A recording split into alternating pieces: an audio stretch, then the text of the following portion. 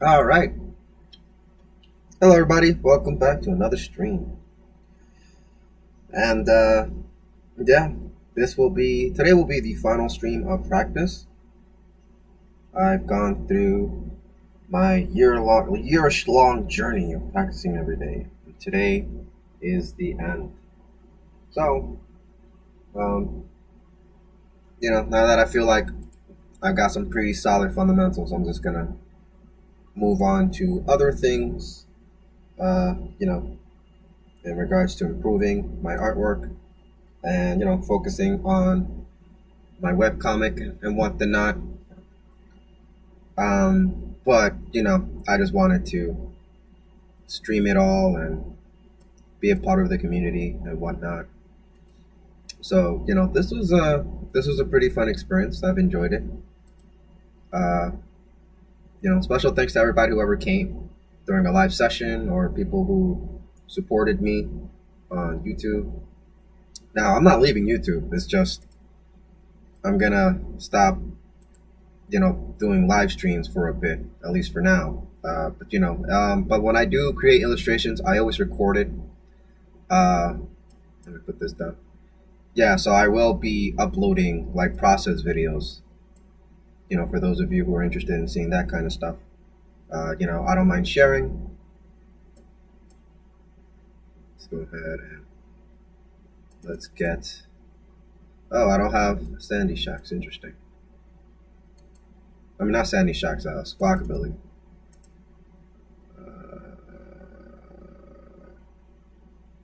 Well, I'm playing against Snorlax. Gotta put this outdoors down. Alright, so then we're gonna get the Koraidon. At least we always hit for weakness. And it's gonna be a pretty slow game, so we're just gonna hang out here. Arcanine can always grab energy off of everybody else, so my Arcanines will never be dead.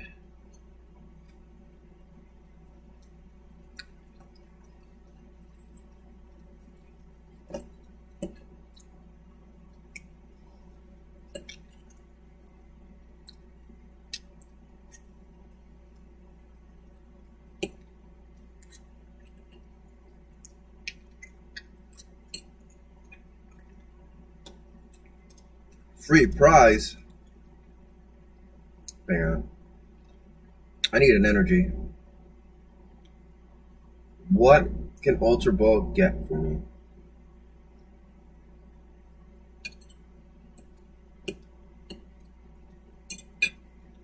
I mean, I could always grab the Rotom later, right? Yeah, so let's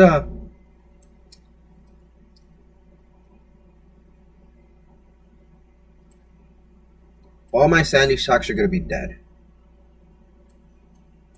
Yeah, let's get Sandy Shocks. Actually, no, let's get the Arcanine.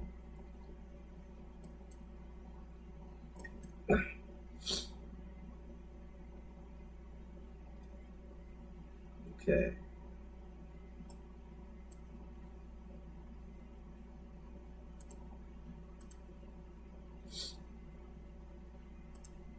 I have Penny in my hand, so I can always pop a Pokemon up that gets stuck. Let's go ahead and take a knockout here.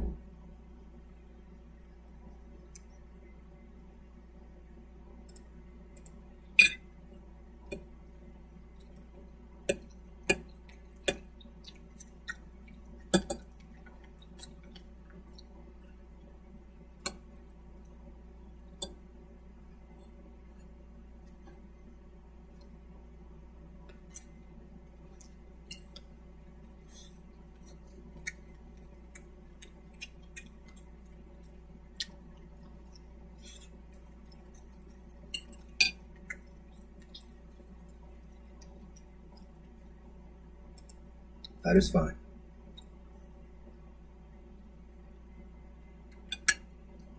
I have everything I need in my hand.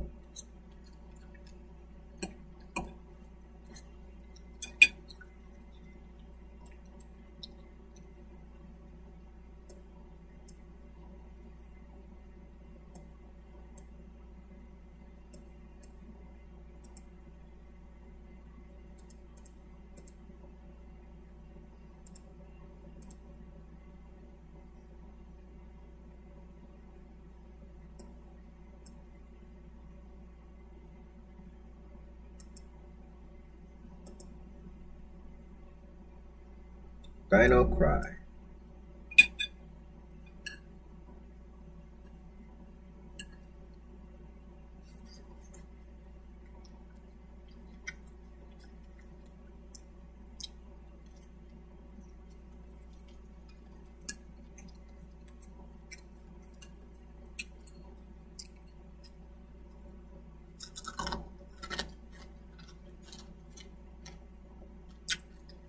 I mean, what's the point of Counter Catcher?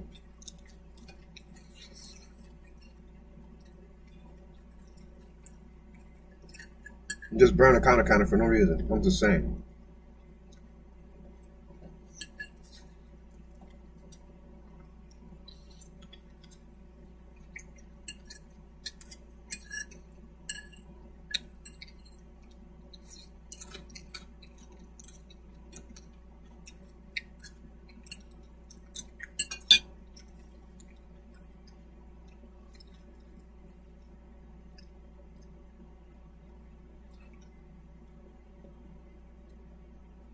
Alright.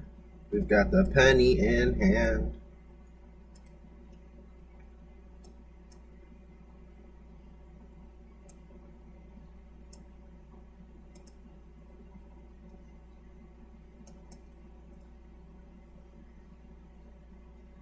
Rock Bullet.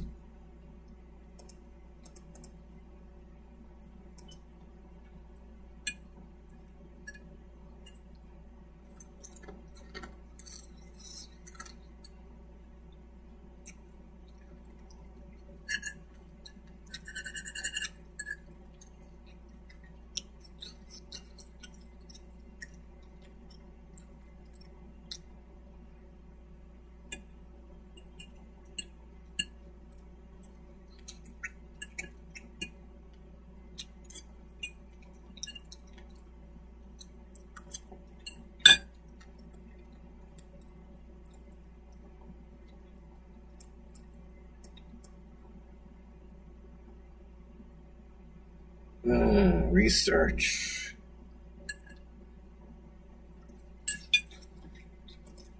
Is this on the bench only?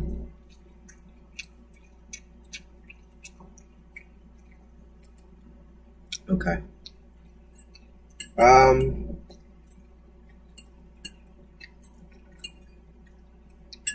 Yeah, dude, I think we just passed.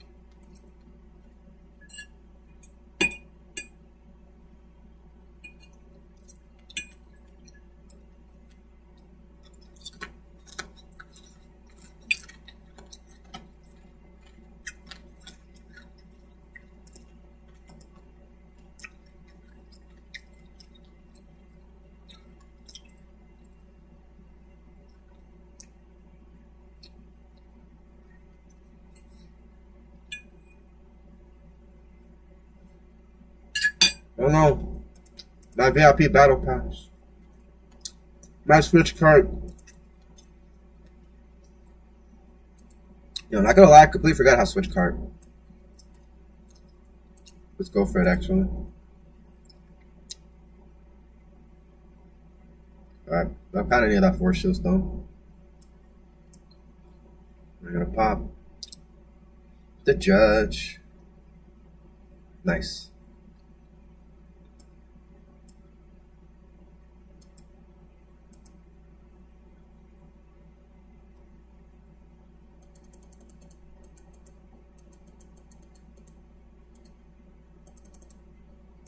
We got a lot of energy in the deck still.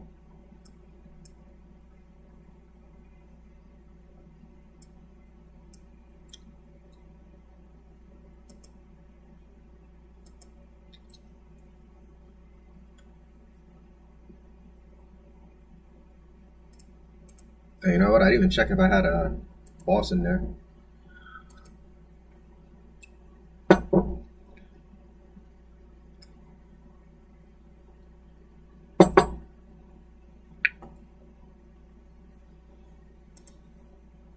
I have like 5 energy left. 1, 2, and then I have 3.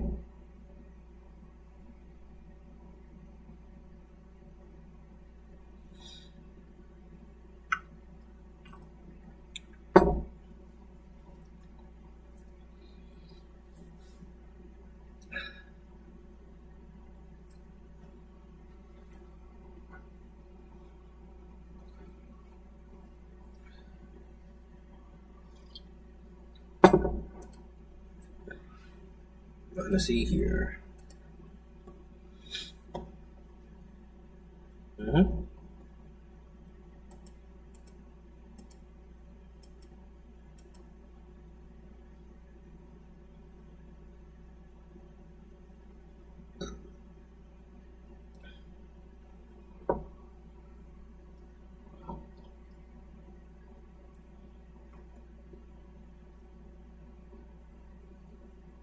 Perfect.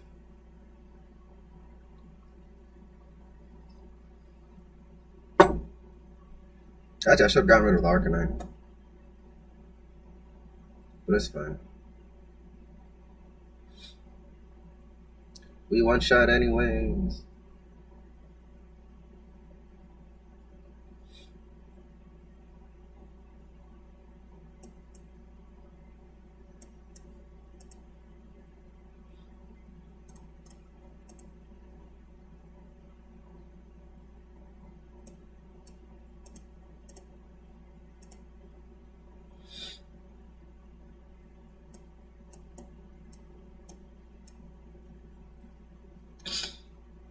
Sandy Shocks is ready.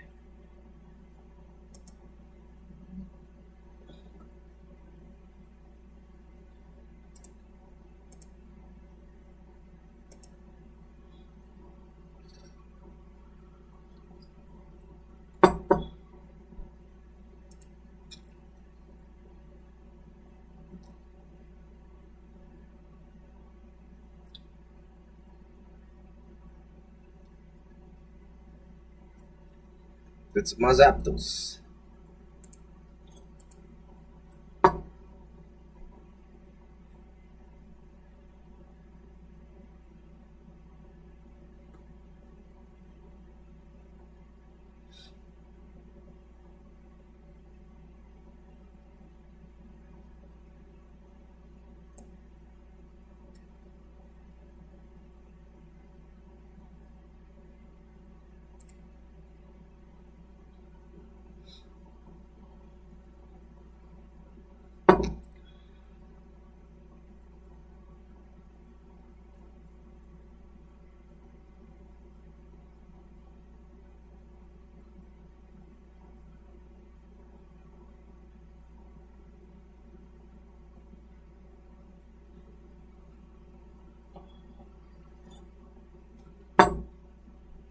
So just keep in mind, my opponent's goal is to make me run out of cards.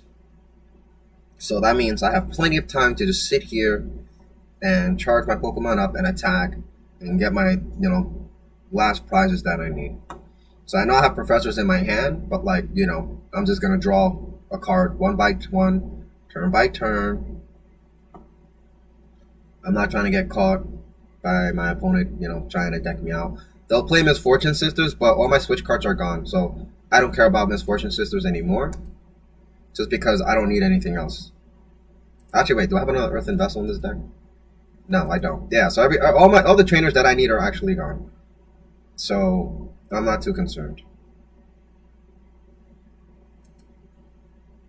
If my opponent plays another Avery, that would be cool.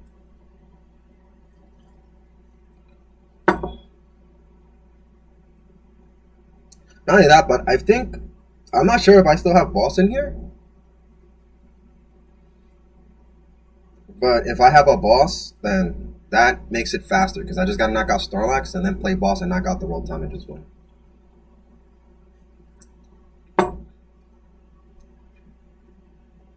I think my opponent burned their counter catchers. No, they still got one more. Two Ericas, one Boss. Yeah.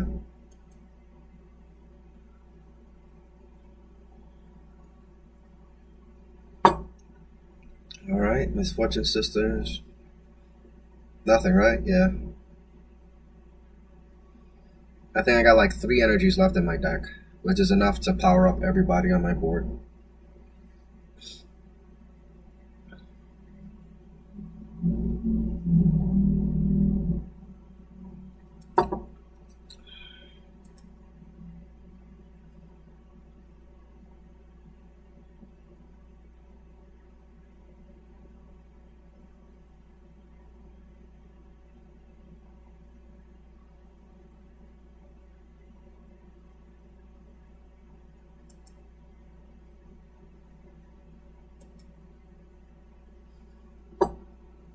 Yo, this card has to go. Why is this card still alive?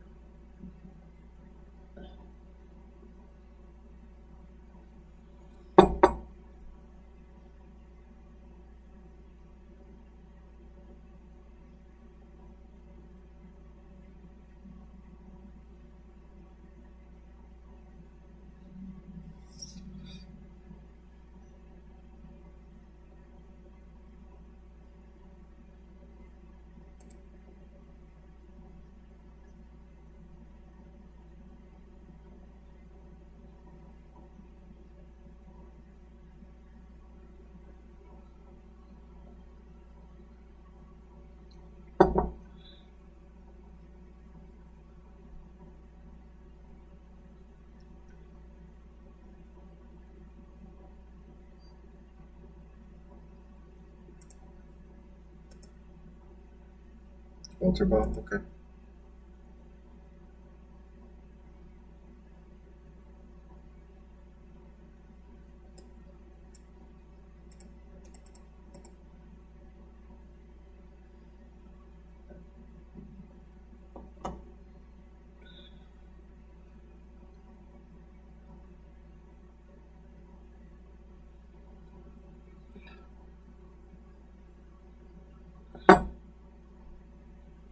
I'm chilling, buddy.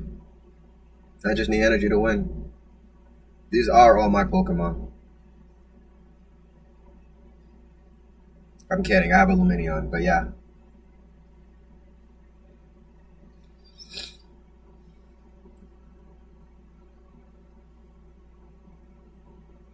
How many Ericas did he put back in the deck? He put them all back in the deck? That's crazy, bro.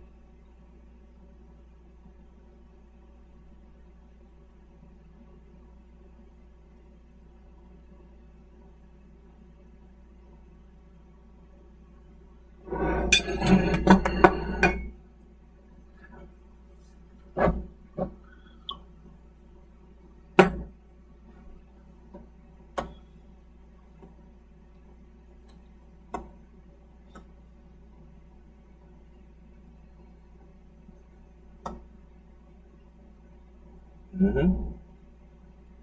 Can I have my last energy, please? No? Okay.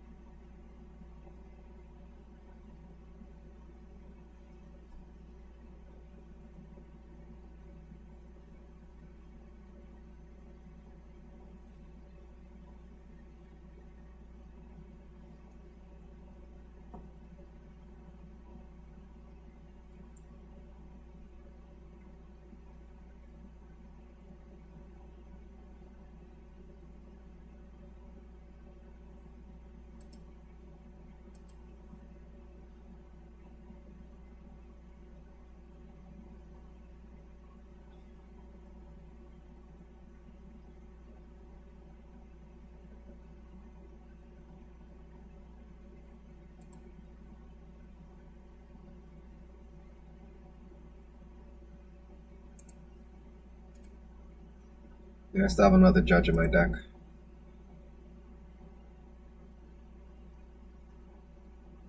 Dude, just leave my Lost Vacuum alone, please. Okay, good. Good, good. Oh, man. The reason why I need my Lost Vacuum is because Lumineon, I believe, is the only Pokemon in my deck that's left. So I want to Lost Vacuum and send it to the Lost Zone so they can't Erica Invitation it.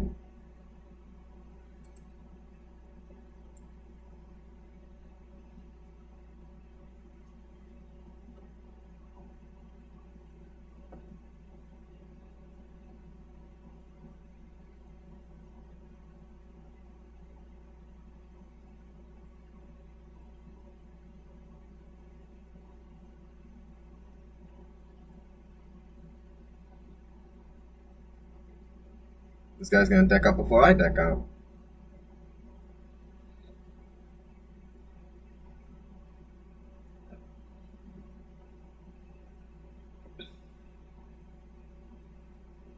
Yeah, my opponent knows that I have energy in there, man.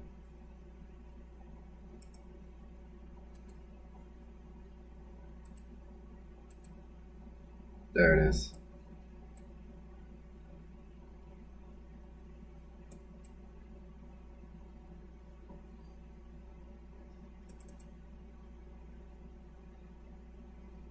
Yeah, let's just make it so that Erica's invitation can't do anything. And I have one more energy left. Okay, good.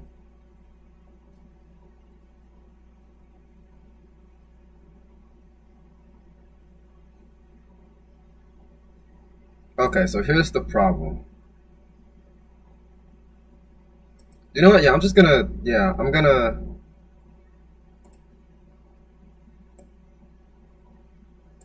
This is 140, right? This adds 50 HP. Okay, I couldn't one shot it anyway, so.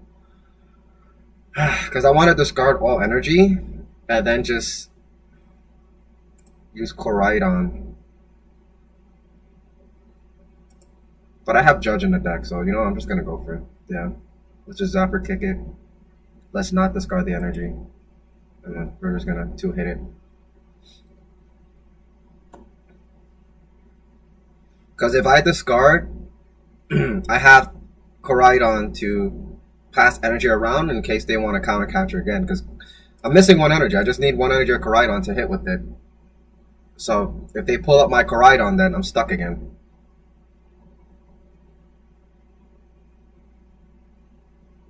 Boss and Avery. But yeah, filling up my bench with all Arcanines, really, really good because they can all pass energy to each other.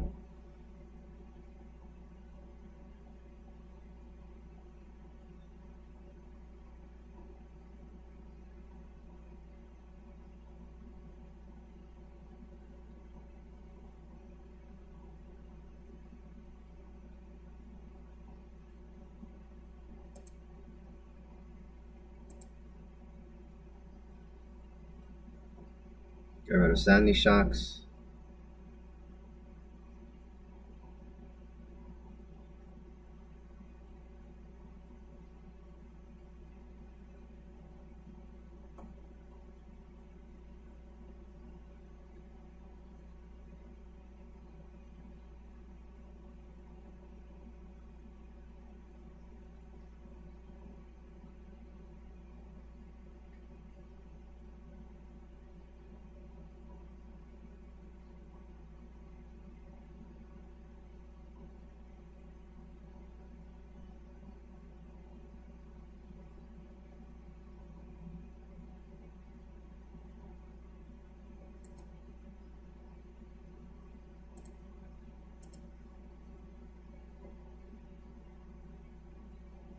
Zapper kick.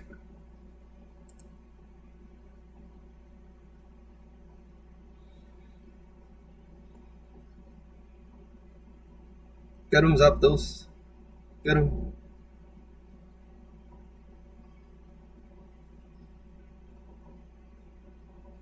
And bro, I mean, if there's nothing else you can do, that's game.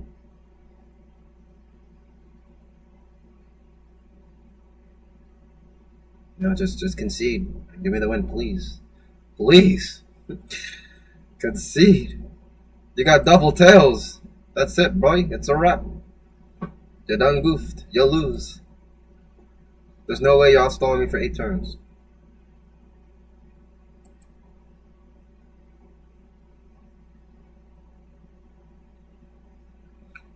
I can't remember if Lost was in my deck now. I legit cannot remember if Lost is in my deck. But there's these Sandy Shocks.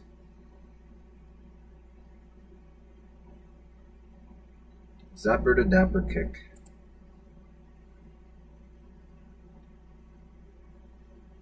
Yeah, we're chilling right now. We're chilling. My opponent has a finite amount of cards. They may have decked themselves out. TBH.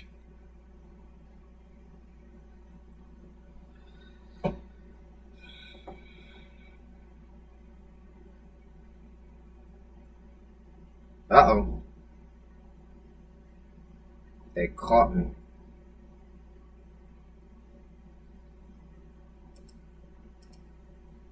I have Koraidon, silly.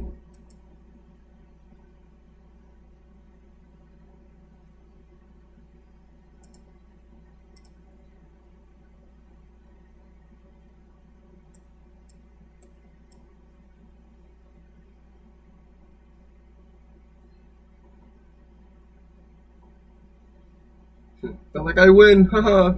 I'm so smart. No, you're not.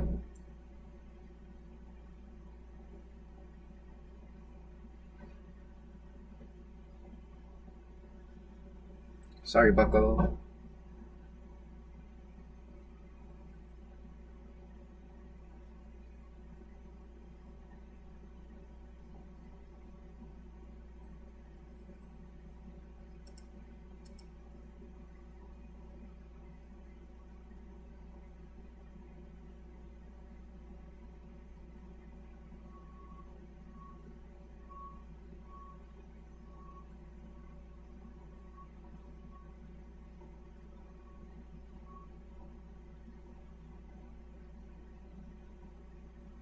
Do I have a boss in there?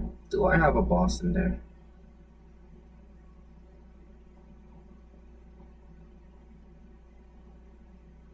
How does it feel to have your whole deck in hand and know that you still can't win?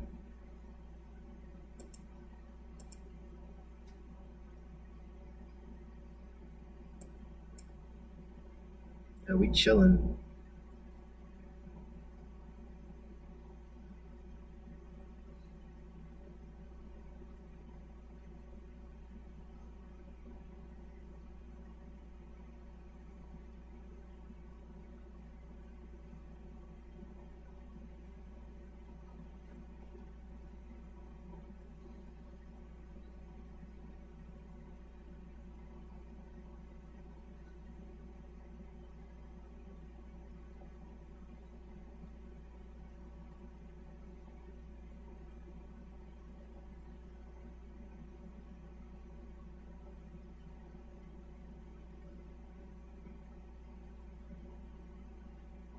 Okay.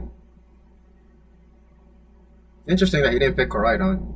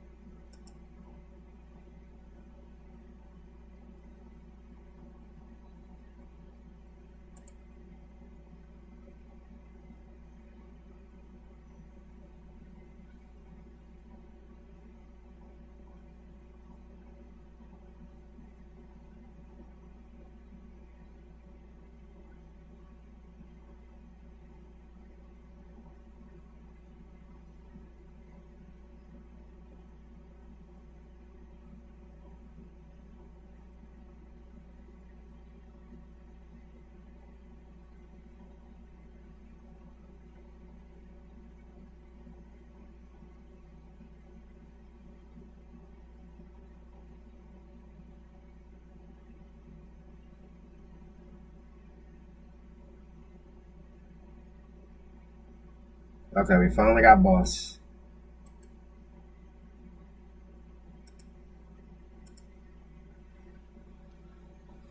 I have one more turn to win.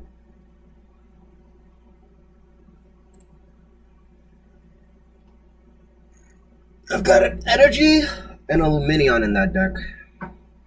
And I can't remember what the last card is.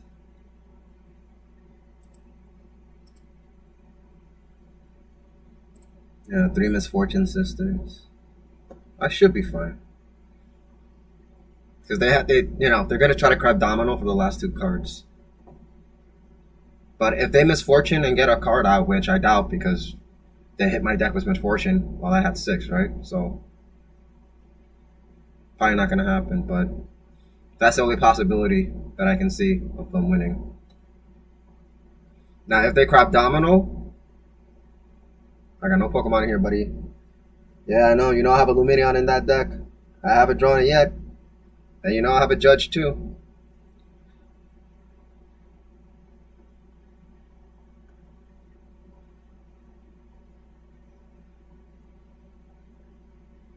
Is that the crop Domino? Yeah. Top 2 cards.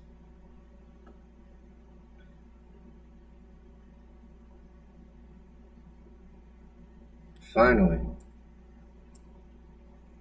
Okay. Now we can judge.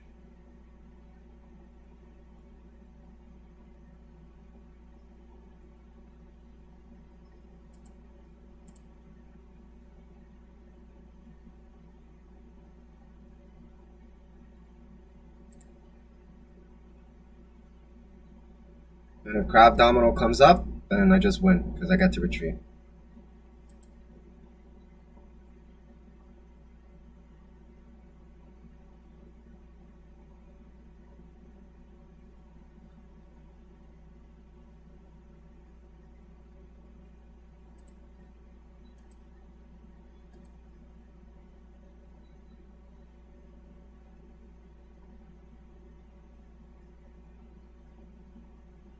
Okay, yes, please put a stronger Pokemon in front. That is okay.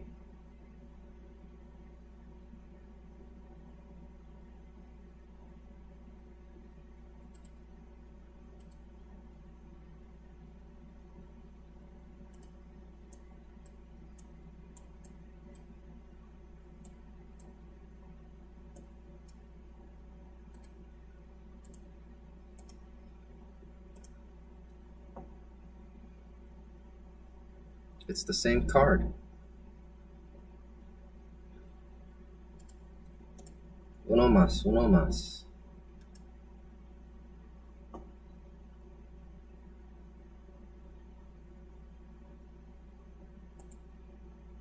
Oh, I messed up.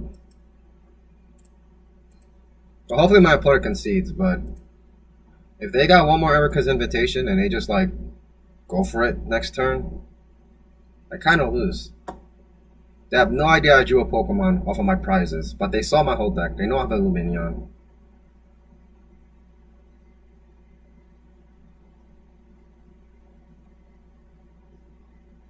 But they're looking desperate. Let me taunt them.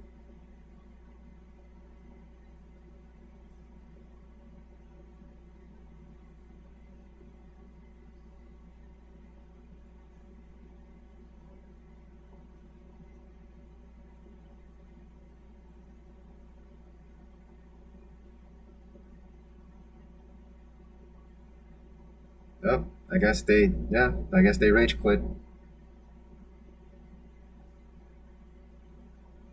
They walked away from their computer. Or their phone. Or they just opened a different phone app. I don't know. They're angry. They spent all this time trying to win. Only to fail.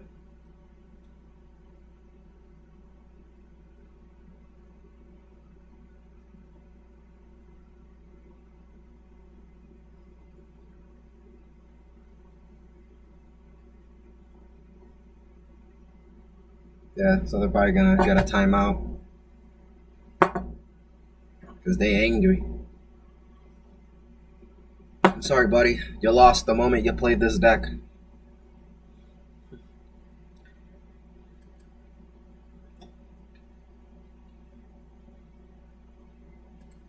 Alright, let's get rid of the Squawkabilly now.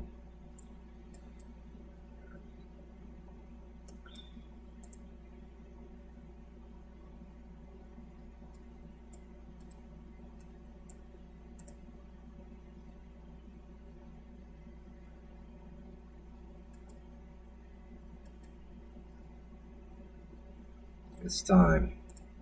Give me all your energy. We're charging up with a Spirit Bomb.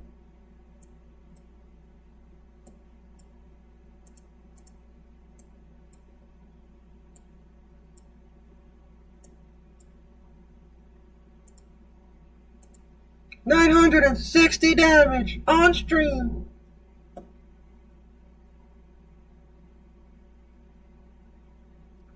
Oh, that was even weakness? Oh, that was weakness. Yeah, 960 is weakness. The final energy. That's where it was. GG's.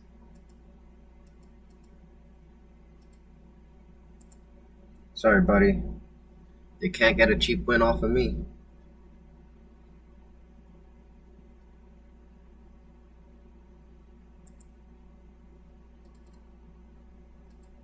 Let's collect the dailies. Alright. Let's get drawing. That's what we came here for.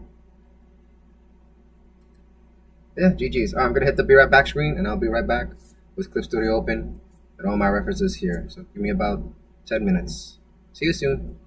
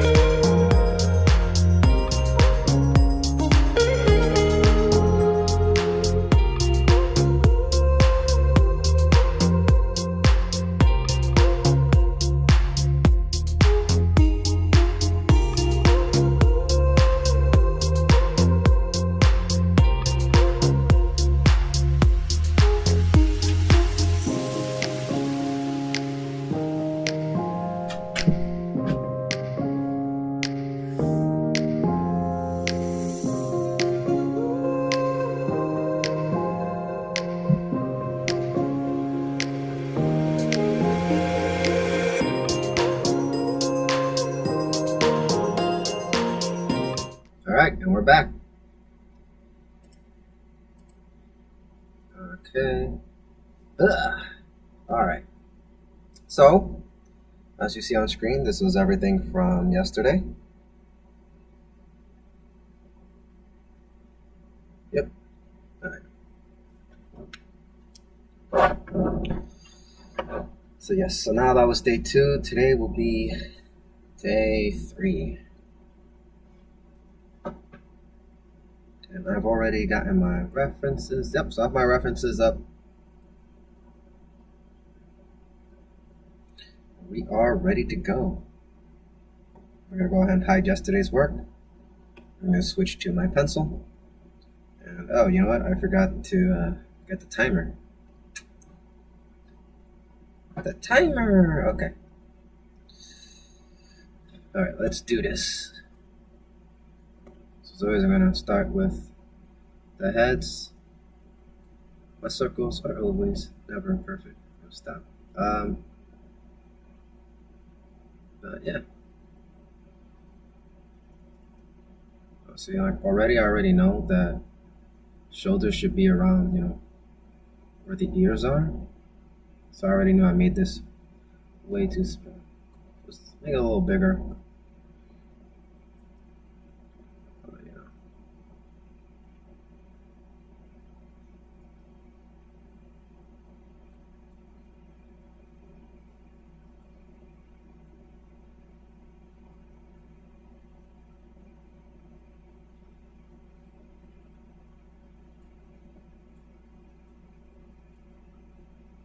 Okay. Now there's a tilt here.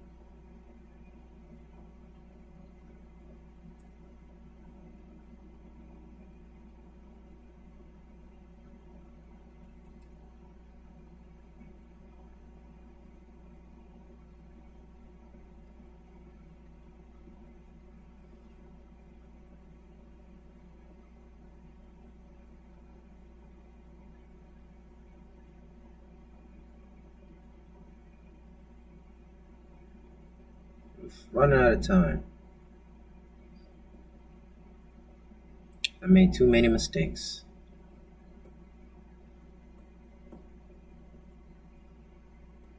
Dismiss. Go away. I'm pressing it. Alright, well, it's not gonna go away.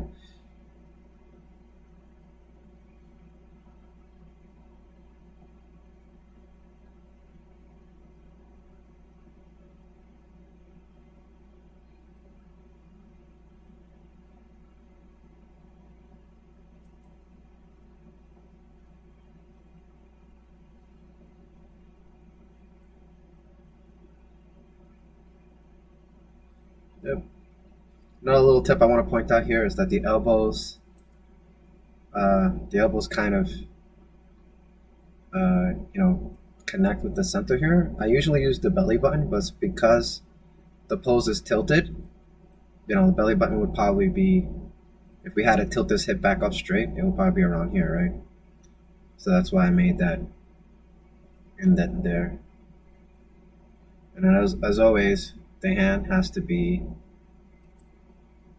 well, I don't want to say have to, but the hand, if you flex out your arm all the way, you kind of hit this point of your body. So, and when you use a circle, right, if you do a perfect circle, you can pretty much tell where the arms would be if I had the arm in a different direction, right? So like this arm wanted to pull up, the elbow would be here, right? Let's say she's saying hi, hello. This is where the elbow would be, and you use that circle to kind of help you determine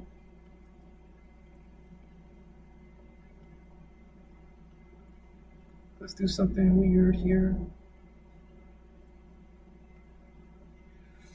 But yeah, so that was a very helpful tip for me when I learned it. So that's a tip I want to pass on.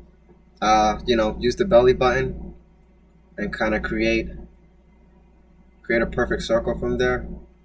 And like, I'm not saying what I drew was a perfect circle, but I've practiced enough to know that, this is very close to it, right? But let me, and you can use tools to make perfect circles, but I have such a hard time figuring out where to start the circle to make it perfect, right? There you go. So as you can see here, I got pretty close. So off eyeballing off of it, I got pretty close to making a perfect circle. But alas, most people won't be able to catch these kind of, statistic details. So don't worry too much about making it perfect. Just do the best that you can, and you just know it's around this area, right? Versus like if you made the arm and you're putting it all the way up here, and you're like, okay, yeah, well maybe the elbow's over here, right? Or maybe you do what I do, because what I end up doing is that I always make it too short, and I never reach it. It's like the elbow will be right here, and it's like when you make it too short, it's like, okay, well that looks correct. Maybe it's a little foreshortened, right? But you know, just remember, as artists, we're masters of illusions. So we don't always have to follow the rule. We just gotta make things look believable. We just undo a lot of this stuff and set that. Okay. Yeah. All right. So yeah, that will be my tip for that. And it's as simple as that. Just follow the rules and you're gonna be okay.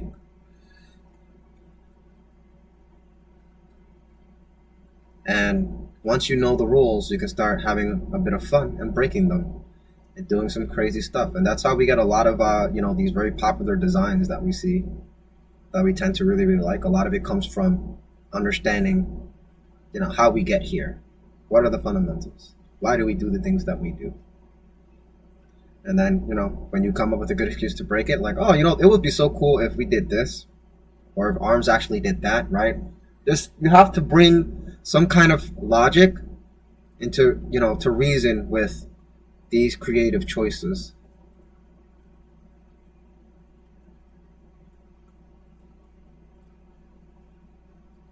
And then a lot of the time, style is just up to preference, right?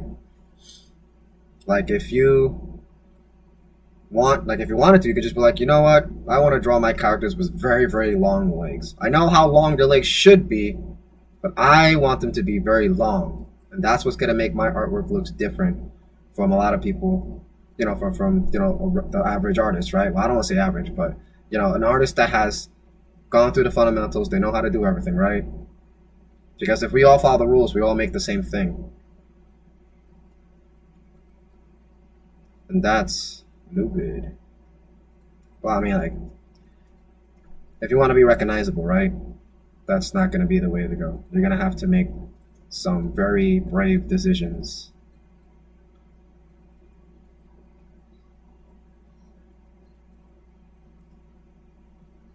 Which are a couple of things that I'm going through. For those of you who, like, if you watch my webcomic, you're going to see I've made some very specific decisions to make my characters look like they belong in that world, right? Because I'm doing things that you don't see a lot of artists doing. And I want to say you don't see a lot because I'm pretty sure the ideas that I came up with are not new. I'm pretty sure other people have tried it. They just probably have failed. And that's the thing about originality. Like, you always think, man, I don't see this thing around. Maybe nobody came up with it. But what I came to understand is that, well, it's not that nobody came up with it. It's just maybe somebody came up with it and they executed it in a way that it failed. So it just never got popular, right? Because by the end of the day, everything that we're seeing is popular. It's all stuff that made it. But we don't see all the ideas and the concepts that get scrapped, the ones that don't make it. So you never really know if your idea is just, very unique, right?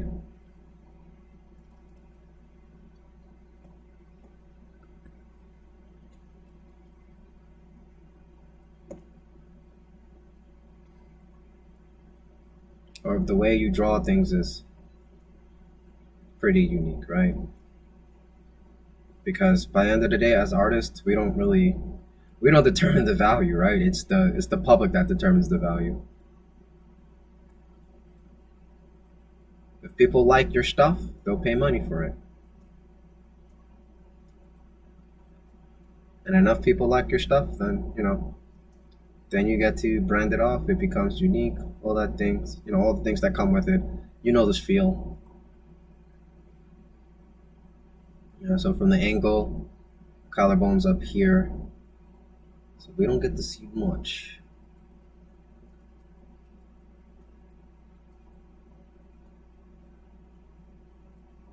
Let's do this here.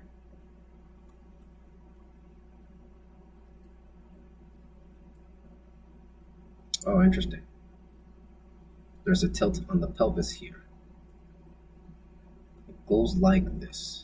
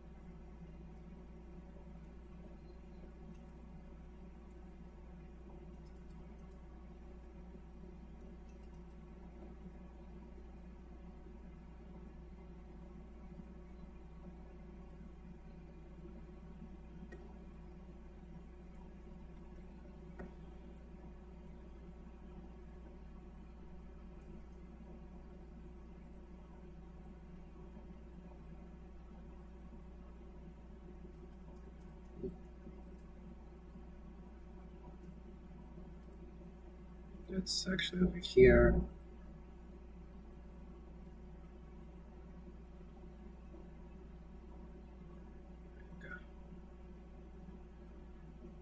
Covering the belly button because we know where it is thanks to that.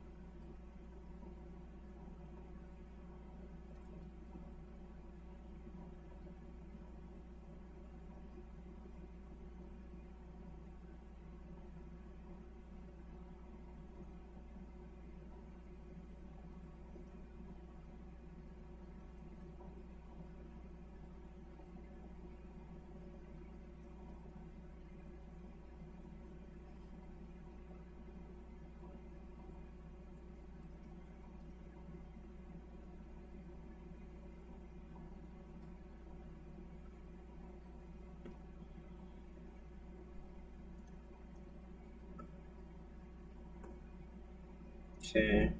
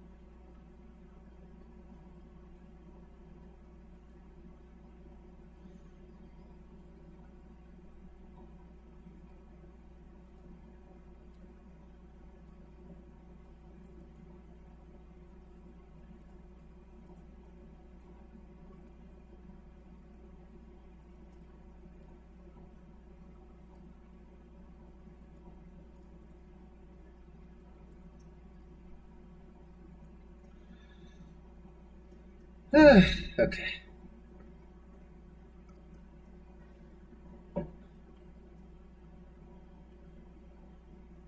Yeah, after this, I'm gonna turn on the music.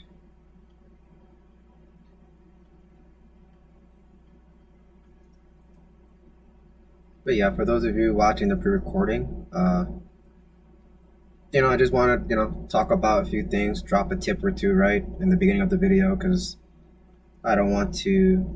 I understand a lot of content right now is very short formed. So, uh, for those of you who made it to the beginning of the sketching, right, like I'm on what, sketch number 5? Yeah. So, for those of you who were sitting through the first few sketches, I think you got a pretty valuable tip if, anatomy is not your strong suit.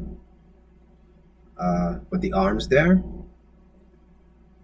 so that was, that's a reward for you.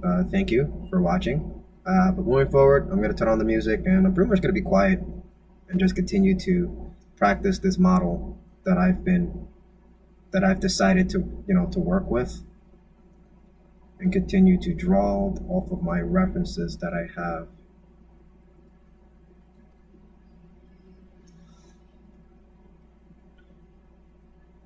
There you go.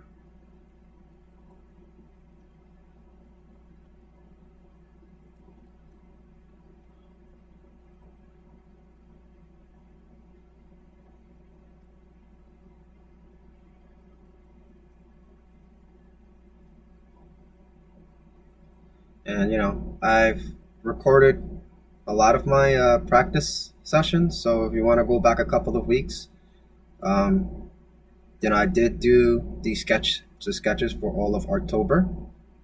But before that, at some point during the summer, I remember I was doing muscle studies. So if you want to watch me learn and kind of figure out how where the muscles are in the body and how it forms on the body, you can always look back into my history and check out those videos.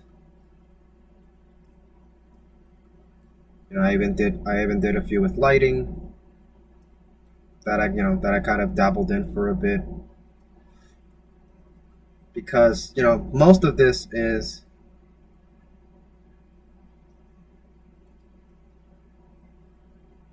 the body's kind of, no, that arc was too high. Got to use your elbow to make a perfect circle. Use my elbow, use my elbow, use my elbow. There we go. All right, this one kind of fits. Okay, I'm like in that range.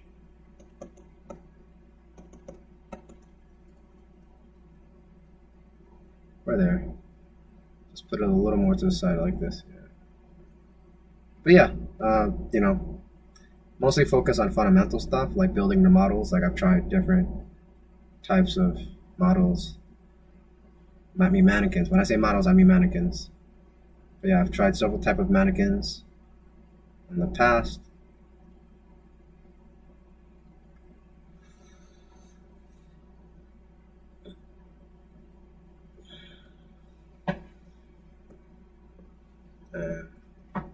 all that leads to what I'm using today.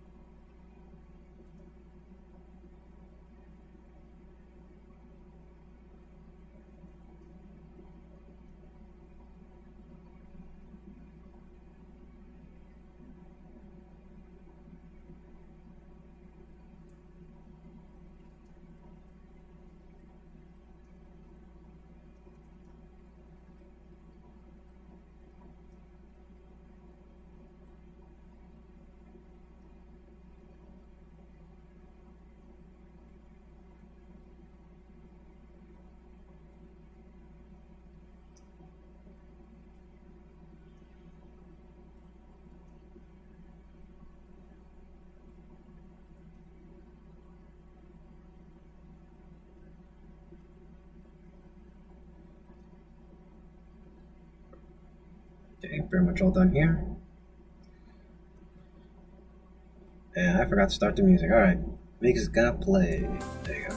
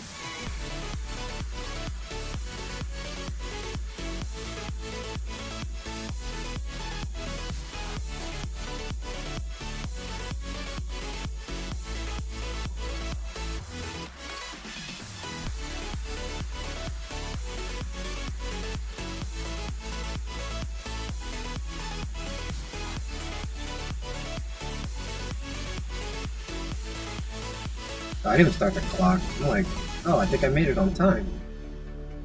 Nope. Okay, start a new. Right.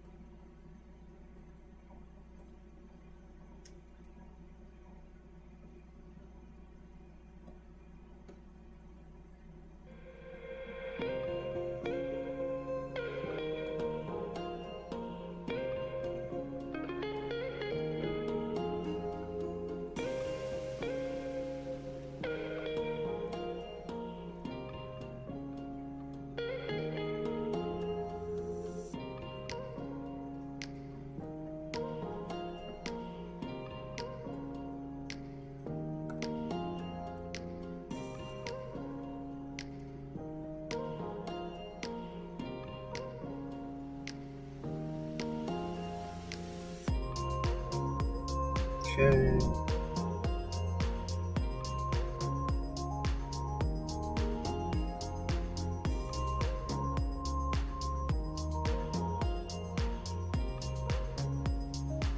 Okay.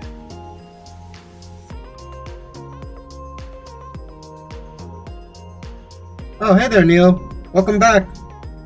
How you doing? Can you hear me? Are you able to hear me past the music? I hope you can. But I'll lower it, I'll lower it down if my voice is not louder.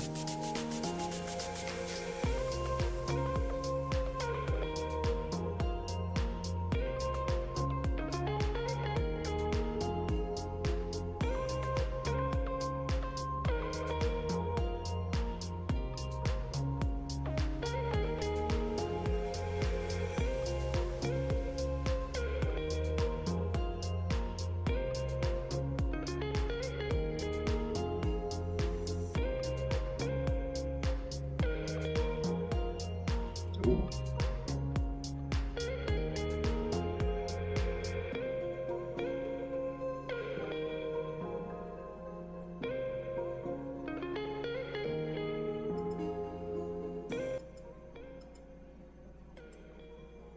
There, I lowered it a bit. Just in case you didn't hear me earlier. Hey, what's up, Neil Libra on YouTube? I hope that you can hear me now that I've lowered the music down.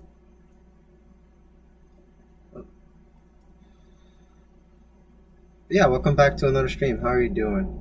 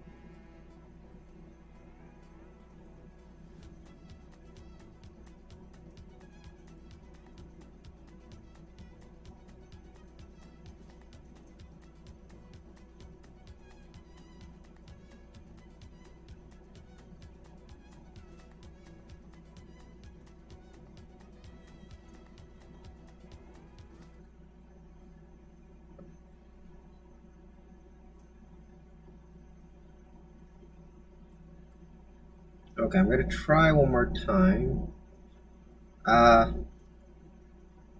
Let me see. Okay, Neil Libra from YouTube. Can you hear me now? Could you have heard me before?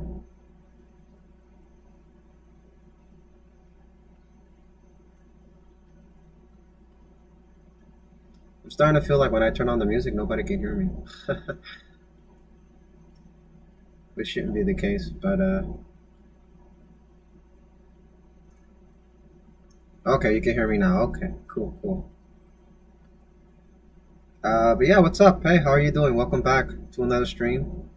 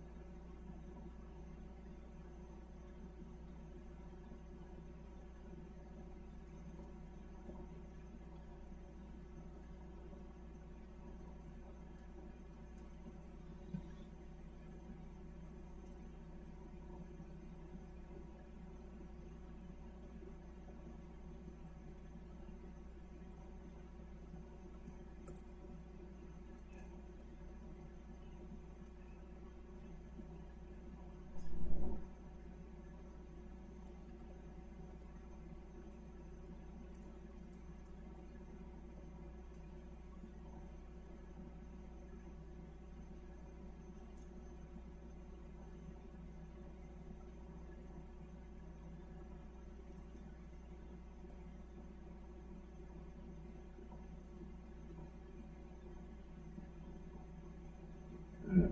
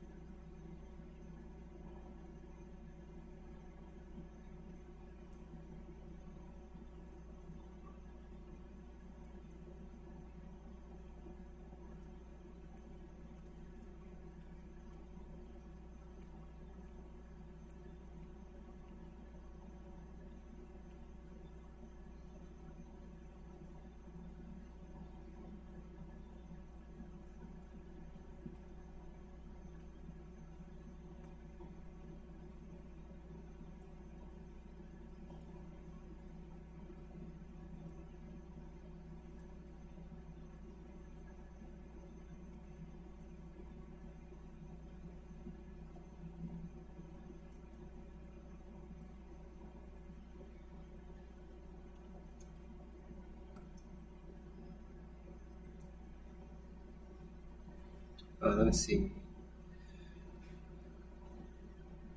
Oh, you love the characters. Thank you so much for taking the time to read my comic, Neil Libra. I really appreciate that, and I'm glad that you love the characters. So my next question would be like, which character is your favorite? And then my follow up question would be, which character do you believe is going to be the mother?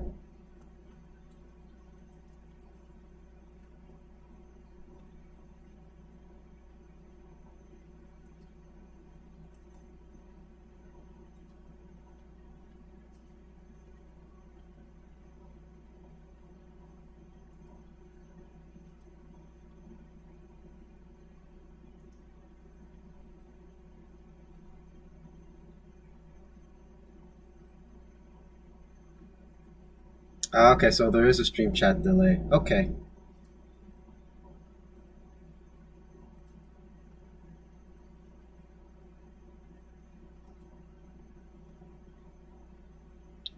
All right, so I will await your answer in the live chat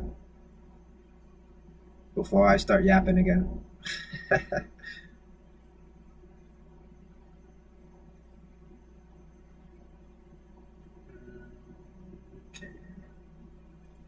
this will be here. This will be there.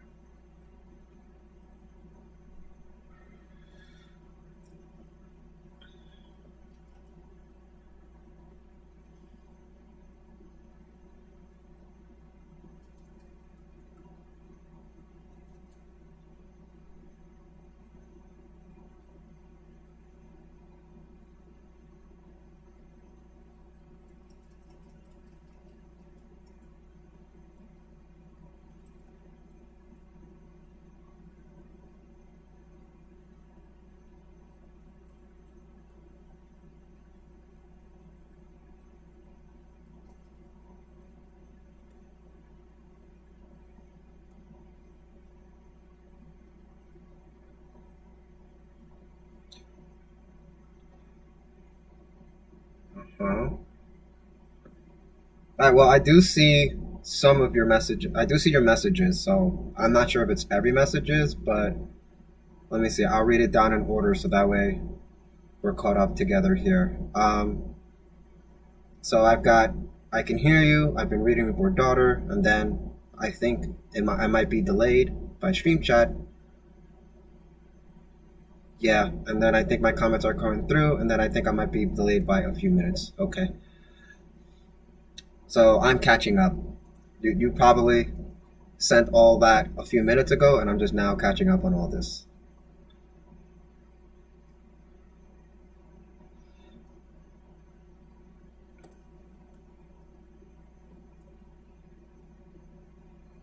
Which should be on my end, by the way. I could have sworn I toned the delays down, so that way they're pretty instant, but I guess not.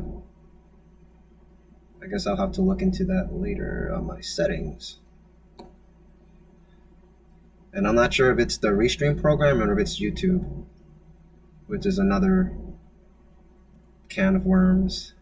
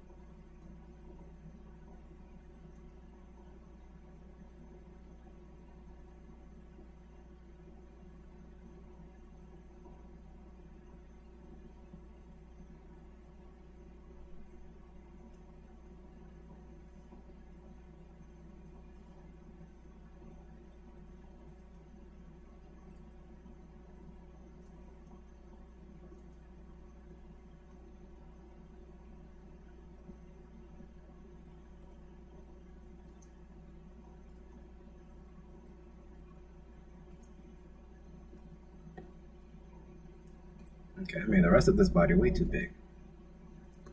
Let's help the head catch up. Okay. So this would be where the stomach is right here. Yeah. And all this stuff goes into the back. There's all back stuff. This is the side. Scapula's here. Shoulders here. Okay. This kind of makes sense to me. I'm gonna move on to the next drawing here.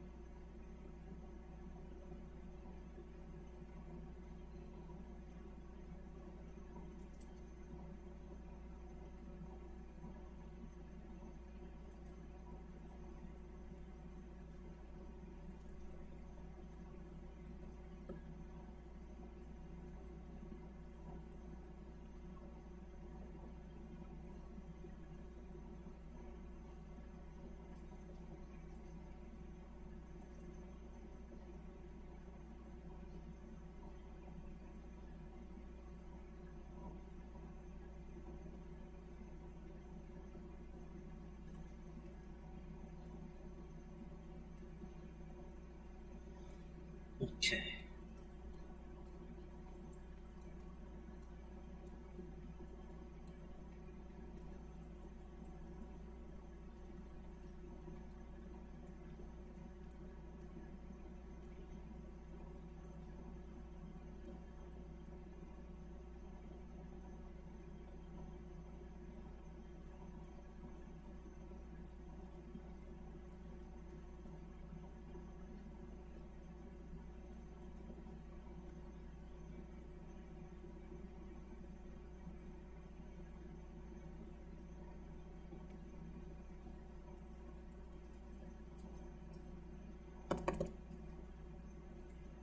Yeah, that circle was just me just checking if I caught the elbow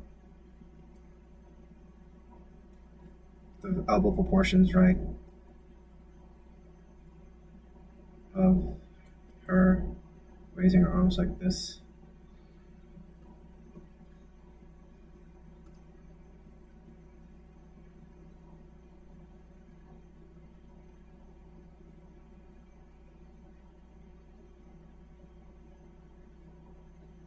Oh, I received the message.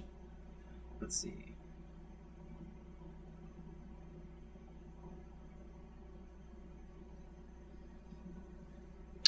Ah, I see. I see. Yeah, and I'm glad you feel that way because when I was designing the story, um, originally I wasn't, Will wasn't supposed to be the way he was. I actually decided that like I should kind of shoehorned that last minute into the story because I thought it would be more interesting to make it, to make this, even though the main character is male, I wanted to make the main character feel like a female in a way, So that was kind of like, and that was like a last minute thing. Um, and I felt like it fits in better with how the story is set up and the characters that are surrounding the main character. Um, and I've gotten some feedback from some of my friends when I started the comic, when I was coming up with like the concept sketches and stuff, and a lot of the comments that I got from my friends at least was like, that I would say was negative is a lot of them took a look at it, they read the like they kind of read the synopsis and they looked at the characters and they're just kind of like, yeah, this feels like a what you call it, what do you call these things, there you go, a harem anime, right? So they're just like, yeah, it just looks like it's another harem thing where it's about the main character's a guy and he's surrounded by all these girls and he's gonna date all the girls, and I'm just kind of like, no, that's not what it is. But I understand why it looks like that. Um, so that's like another reason why I made Will the way he was, because I don't want to give this idea that he's interested in a lot of these female characters, in a way that most guys are, right?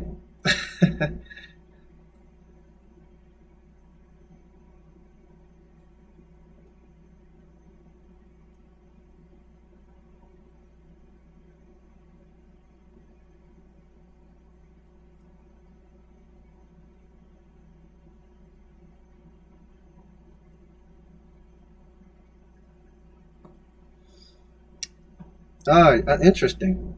So you're keeping your eye on Boss. I see. Okay.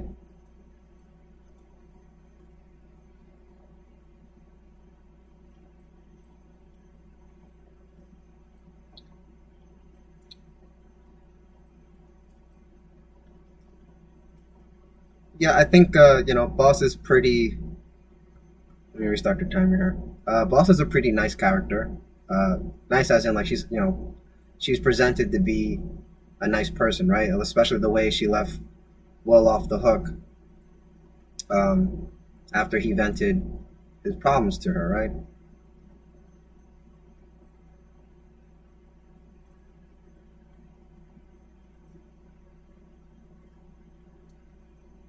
Yes, the work besties.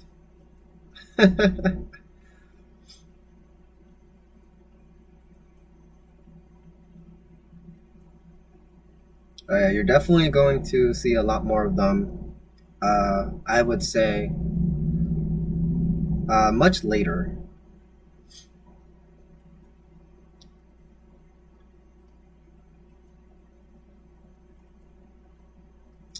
But yeah, I find it very interesting that you're very interested in that aspect of the story. A lot of the feedback that I got from there, like a lot of people kind of like ran through that whole part of the story. So like if I had to like make a popularity contest, I would say like, like Boss is definitely like the least popular character.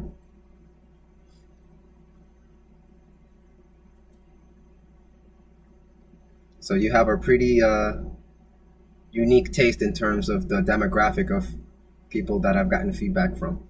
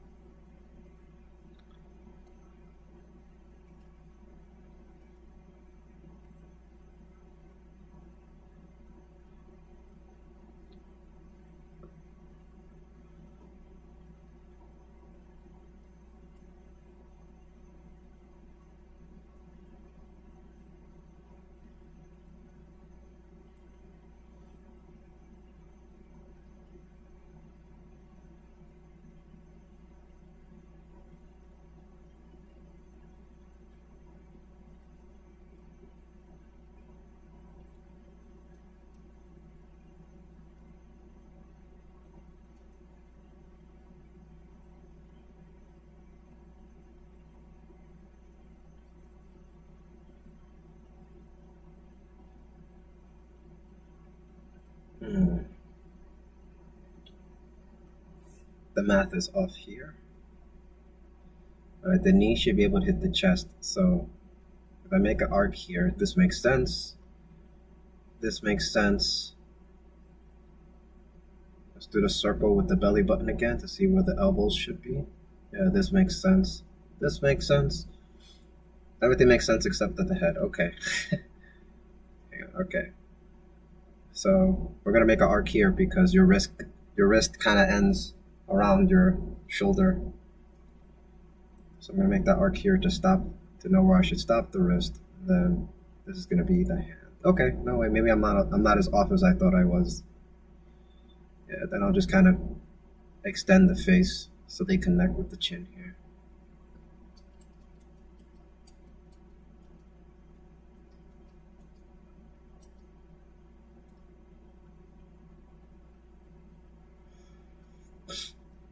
There we go.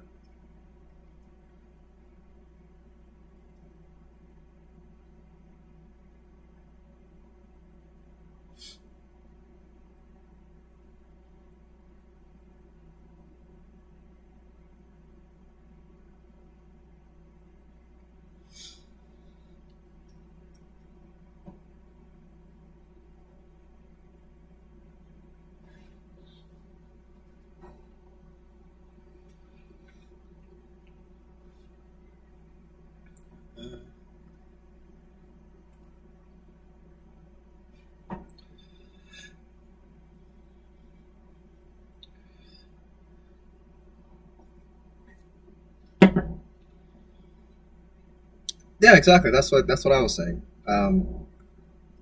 But I guess that's just kind of the stigma that comes with anime. Like you first glance you see the cover art for like an anime, right? And you see a guy and he's surrounded by girls. People just automatically think, oh, it's a harem, right? But that's just like outside looking in. But when you actually read the story, you're gonna see that it's nothing of the likes, right? And it's funny because like the further you get into the story, the more you start to understand like, yeah, there's no way this is a harem, like at all.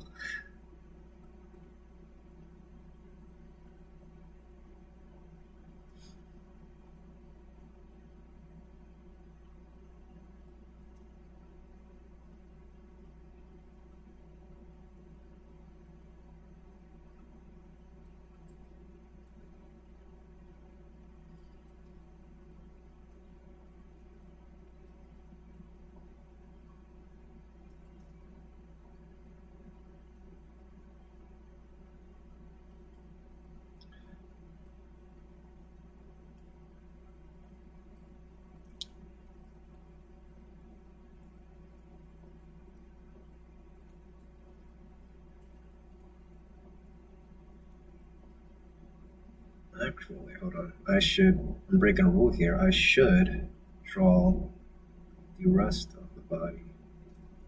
So that way I can use their body as a,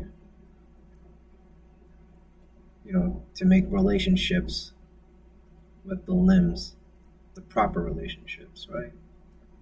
So I'm going to do this. Okay.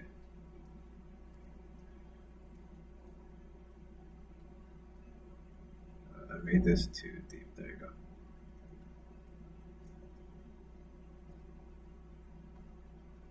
Okay. And this goes in here.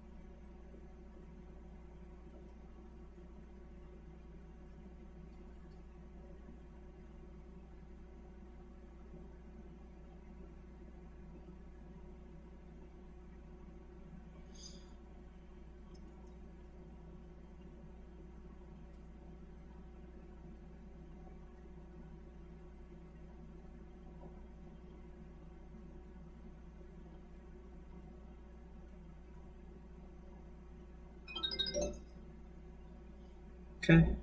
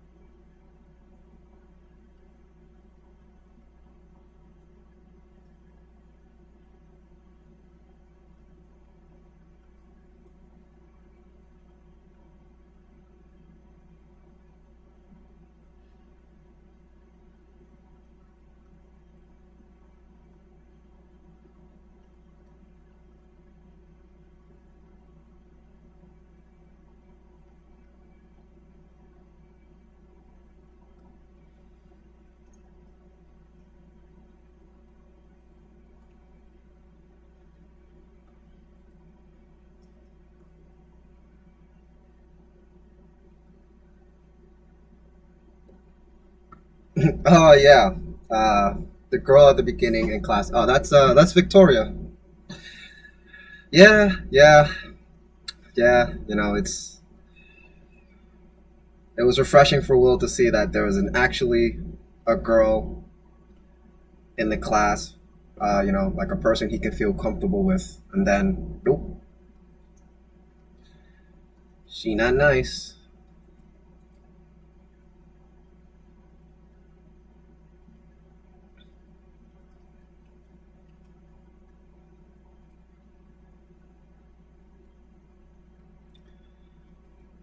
And she embarrassed him in front of the whole classroom. Oof.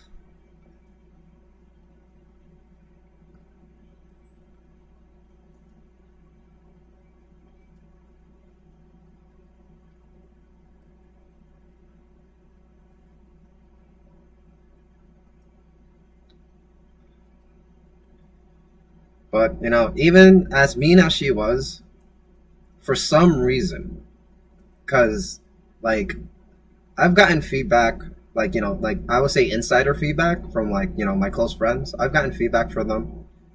They've seen the first three episodes, and for some reason, like unanimously, she's everyone's favorite, and I don't understand why. I don't get it.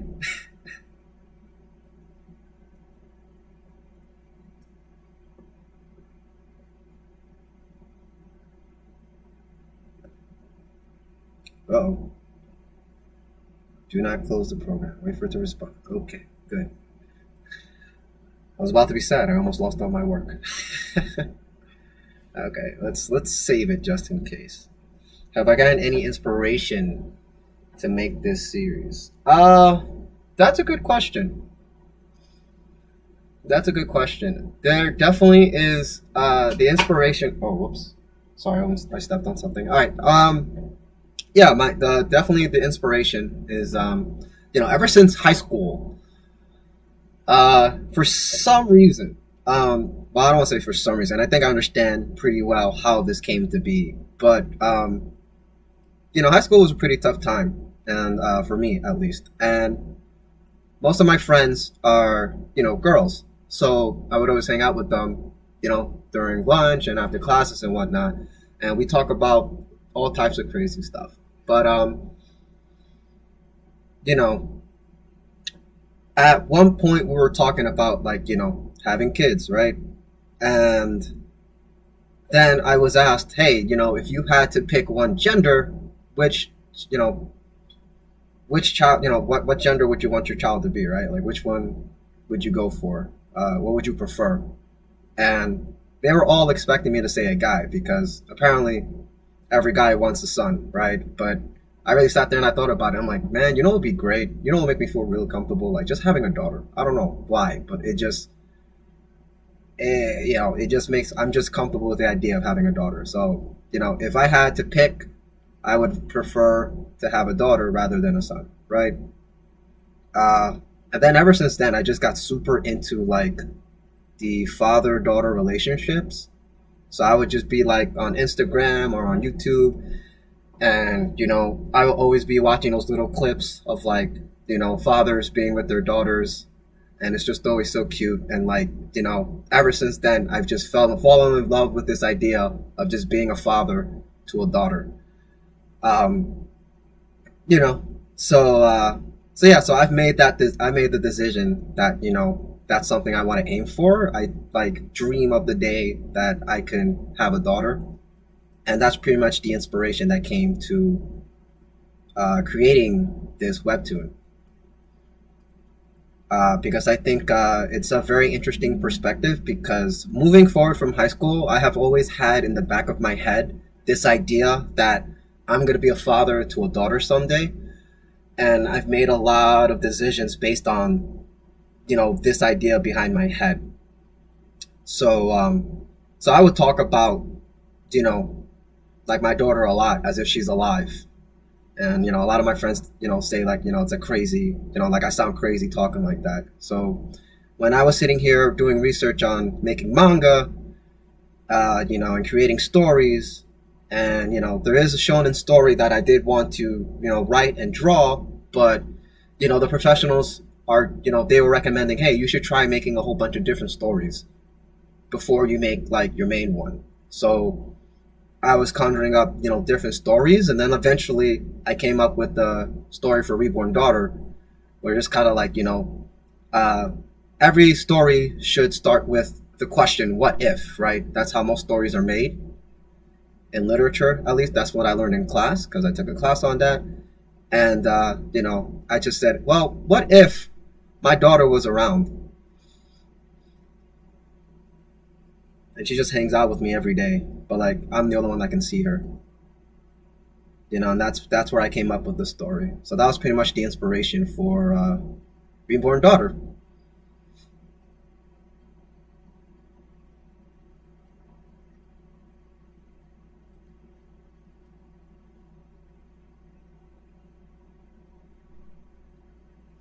And that's I have a couple of my friends that are dads right now, and I think it's an interesting perspective because I even asked my friends who are fathers, hey, like, if you knew you were going to have your son or daughter, because some of them have daughters, right? If you knew you were going to have these kids, right?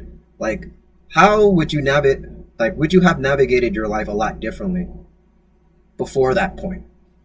And 100% the answer was always yes. It was always yes. Like, and then I started acting strangers, and it was always yes. So it's like, as soon as I asked people, hey, I asked people that question, hey, would you have done things differently if you knew you were going to have a child? The answer was always yes. So that's why I thought it would be an interesting story,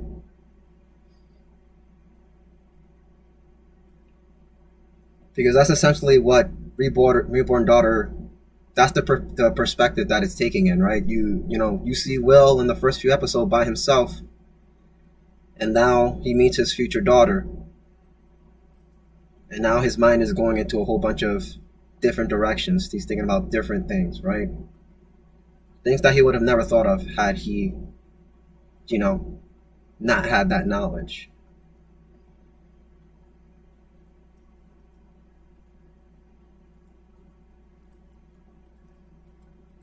Because yeah, as you go through the story, you start to see that he starts thinking like, man, do I have to change? When am I going to meet this girl? What do I have to do to be prepared? When is it going to happen? Who is it?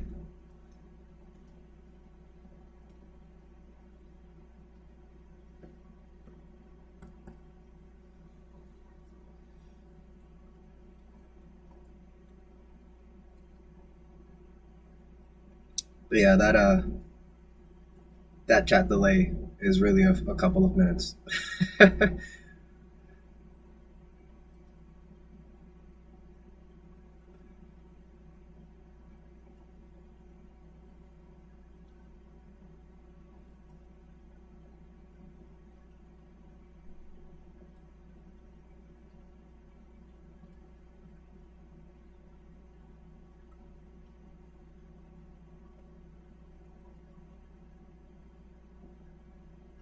But yeah, and I think that's an interesting question to just think about. I think a lot of us would make different life decisions if, you know, somehow, some magical way, we learned that, what's written in our destiny is that, we are going to be a parent.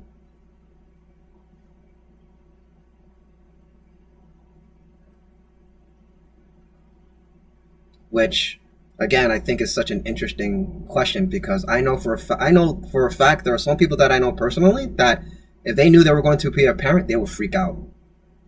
They will not take that well.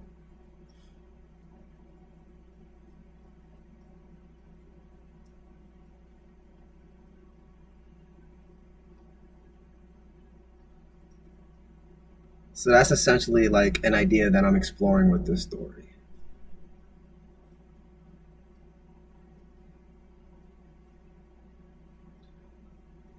And I'm just gonna leave it at that. I don't want to say too much because I don't want to end up spoiling some future content in the story. But I'll leave my thoughts there.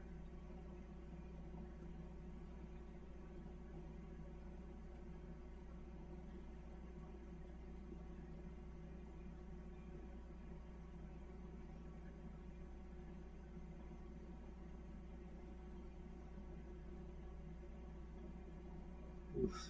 Okay.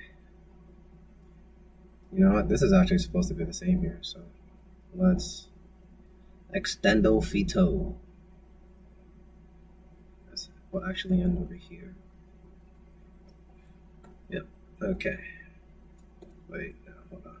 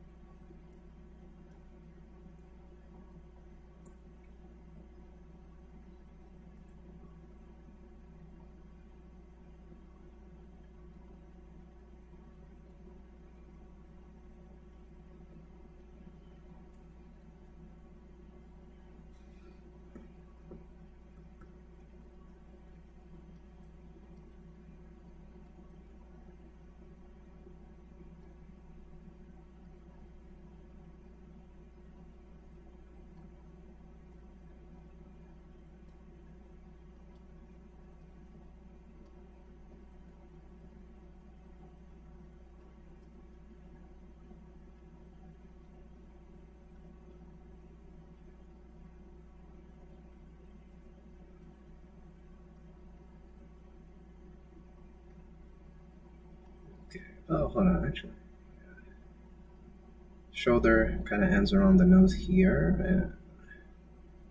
And now we are ready.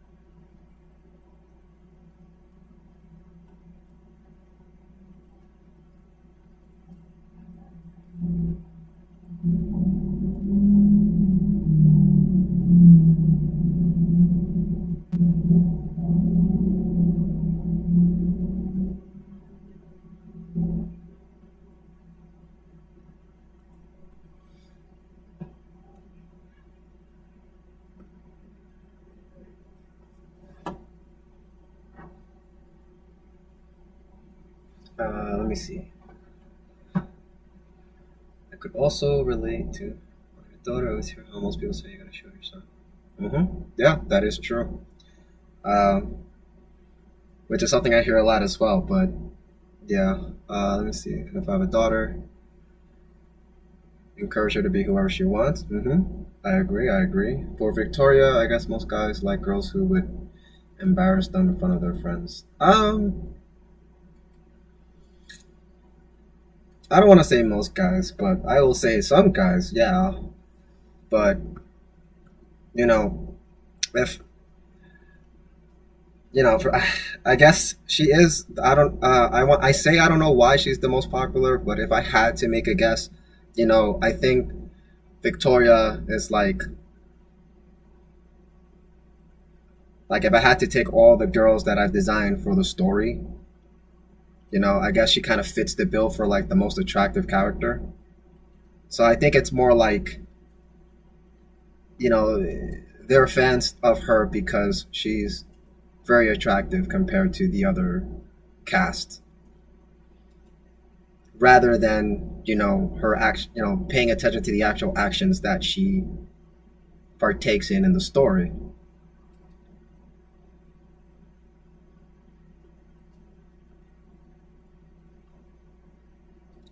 And that's if I had to take a guess,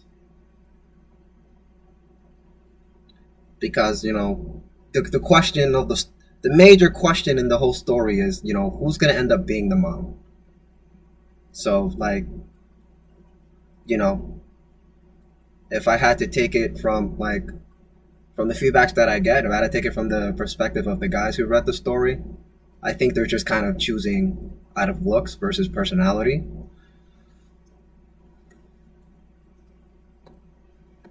Which is, even as a guy myself, I always just find that so strange. Like, why would you want a mean person, as your lover, just because she's pretty?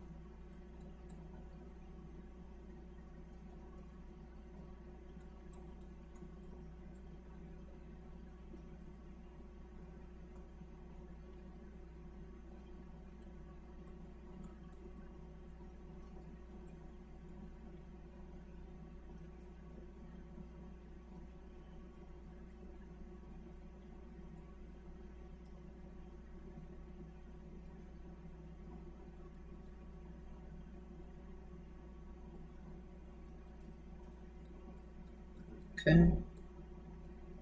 And then, as always, just a reminder: when you are drawing and you're building like a human, I would say, I'm not gonna say like a chair or an object or an animal, right? But when you're drawing a human person, uh, a helpful advice that I got from my mentor is, when you build the body, do it in a specific order. Now, the one that I just did, I broke the rule, but generally for most of the sketches that I do, you'll see that I follow it.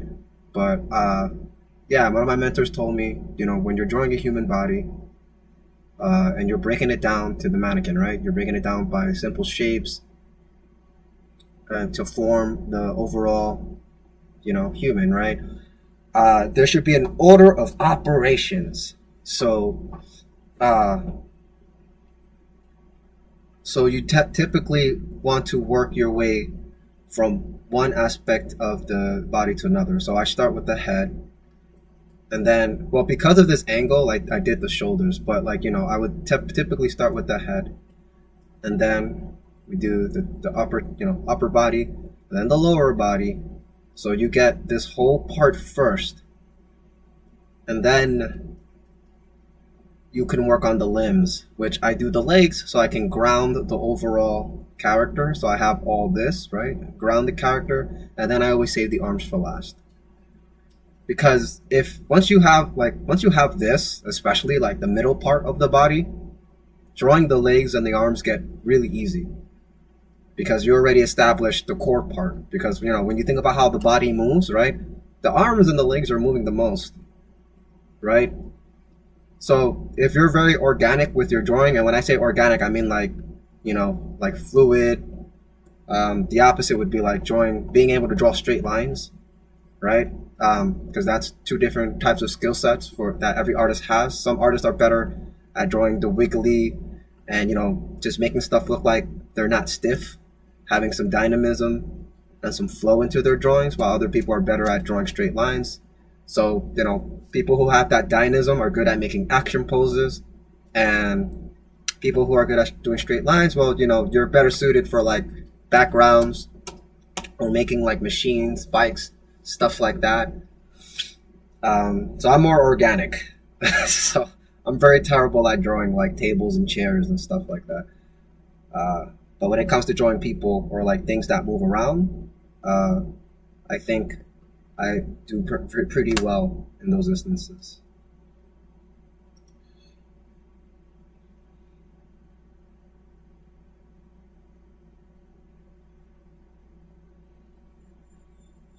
Let me see. I couldn't imagine dating someone who treats me like nothing but is cute at the same time. I know so many people in real life who are like this and doesn't seem like they're having a great time. Yeah, yeah, I know. It's you know, I've witnessed a lot of relationships crumble. Um, I can definitely tell you that that doesn't. The idea of dating somebody just because they're pretty doesn't always work. By the end of the day, they're people, and we all have different wants and needs. Not everybody's just a pretty face, right? You know, a relationship is between two people. So if you're just going for looks, you're completely negating the whole people part of it.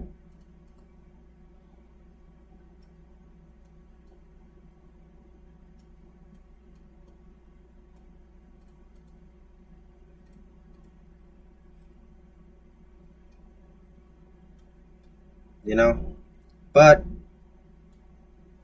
dramatically speaking, we do have stories floating around on the internet about these kind of relationships too, right? I think yeah, I'm pretty sure there is a webtoon original about the main character's a girl and she's dating like her enemy. So it's like they hate each other, but somehow, some way, throughout the series, they end up falling in love, right? So sometimes it works out.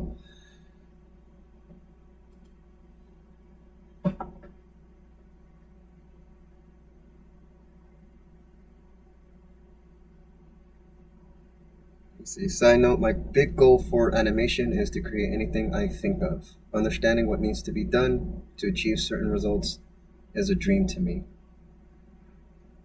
Well, I think that's great. And it's definitely possible. It's definitely possible to do. A lot of animators that get into this field, they put in the hard work and they're able to do it. But that's the key word, hard work. Animation is a lot of work. I did it for 3 years and I just decided, yeah, it's not for me. Because ultimately my goal was to make comics, right? But being in animation helped me understand, how to direct like a scene, how to move the camera angles, how characters would look in those camera angles, how to shift people around in a 3D space and just kind of have that train your cognitive ability to do that. Because if you sit there and you create shapes in space, right, in a flat 2D space, and you're able to rotate it, you're able to use your mind to rotate it, then you're getting a good grasp of understanding of how to create things in white space and move it around and animate it, right?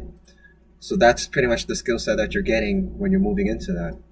But it's a brain thing, and just like your muscles, your brain kind of works like a muscle. So you have to continuously work out.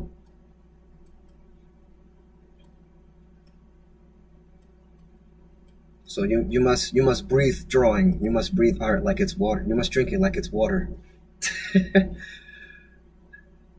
And as someone who has drawn every day for the past 42 weeks, I can tell you it's definitely doable. Like once you start doing it, it's like second nature, right? It goes into your muscle memory. It's not a big deal anymore. Like you can do it. So the thing about dreams is that you can either always dream about it or you can live the dream, right? And to live it, you have to take these little steps. So you got to get there one little step at a time.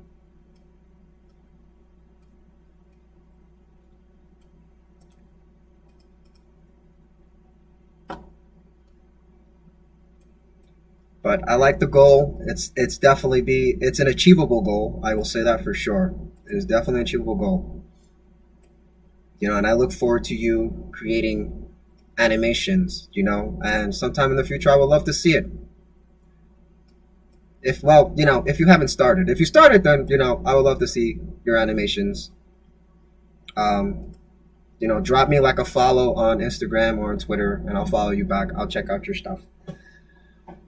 And if you haven't made stuff yet, then I look forward to seeing your ideas in the future. Because that's the beauty of the art world. It's just so many of us have such cool ideas, and we are living in a day and age where we have the tools to make those ideas come into a reality, And there's a pretty hot take here, but I support this whole AI art thing. Just because it's the power of AI kind of speeds up the process. So I understand the drawbacks that come to it, but I'm very in love with the potential just because I've read and I've seen because I read about mangaka artists in Japan all the time, and a big concern that I've seen a couple of them write in their author notes is when I do read about them is that a lot of them have big concerns about not being able to create everything they want to create, and it's just kind of like when you really think about it, humans, we only live about 80 years. So when you think of if you come up with these ideas and you want to bring them to life in the real world, right? You want to create them, all that stuff takes time. And all these mangaka artists are sitting here talking about maybe the series that I'm making right now is super popular and it's successful, right? But there was another story I wanted to write about, but I realized that I'm never going to have the time to do it because, producing this one is taking up all my time. And if you want to project how long it's going to take, then, there's not enough time to make another story. You spend too much time making one. So the solution to that problem is to be able to generate artwork faster. So that way, you know, we can tell all the stories that we want to tell within our lifetime. And then that's the key sentence there. So so that's why I support the idea of AI art, because if it makes artwork, if it helps us make artwork faster, then I'm all for it, because then a lot of us can get more of ideas out there, and a lot more artists can feel fulfilled within their lifetime. And not only that, but it also lowers the risk of creating content. Like, I'm making Reborn Donner right now, and that's like committing like what, 3 years to finish it. So that's 3 years of my life just drawing every day, working on this comic. And if it's not successful, it's not successful, right? But but that's the risk that I'm taking. I'm putting a lot of time into it. So if I had a tool that would cut 3 years into 1.5 years, then like I feel a lot better giving it a shot, because if it doesn't work out, then I only spent like a year and a half working on it. You know.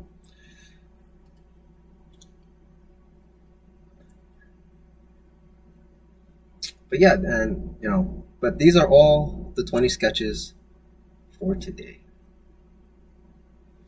Well, this is all for the practice session here. So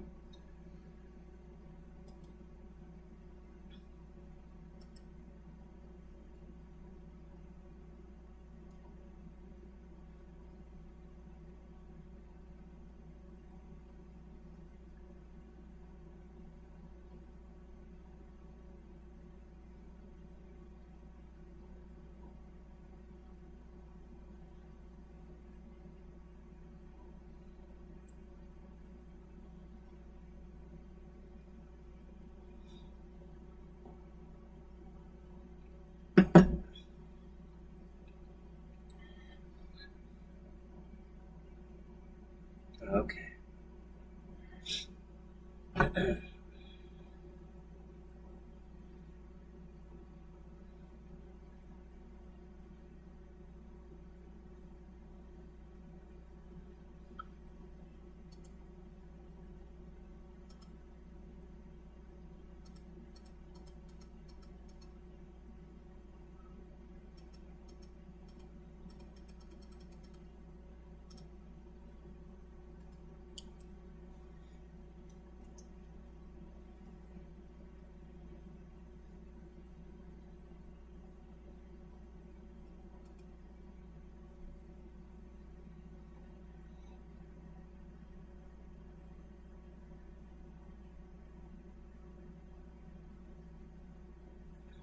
Oh, let's see. You know what? I'm gonna try something similar and practice animation every day for a few weeks and see how it turns out. Yeah, go for it. I would say start small. Like when I started, it was like 15 minutes a day, and then I slowly started raising the amount of time that I spent, working on stuff. So like, now, like on stream, I've been doing like about an hour, right? But if you look way back into my earlier streams, I was here for like 2 hours, sometimes 3 hours, and I was drawing like 50 poses, 60. I remember I did 80 at one point every day. So start small, work your way up. Towards the end here, I was working on speed, right, more than like quantity. So I did 20, try to do it in 2 minutes each, which should be about 40 minutes, right? Um, but that always kind of flush into an hour, because I'm not fast enough to do 2 minutes. But it's okay. That's part of the practice. But you will definitely see improvement. Um, but when you're practicing, just have a goal in mind. So like there was a month that I was practicing muscles, so I was like, okay, I want to learn where all the muscles are on the body. So I did research, and then I started practicing. I started laying down all the shapes on the body, making my character, the people that I drew very muscular. I was trying different things. So like, just have like a plan of action, versus just doing it all the time. So go online, look up stuff about animation, learn different techniques, and spend like a month doing it. So that way you really kind of um, drive that into your skill set, right? into your muscle memory. And yeah, just do it a little bit at a time and then work your way off once you start to feel comfortable.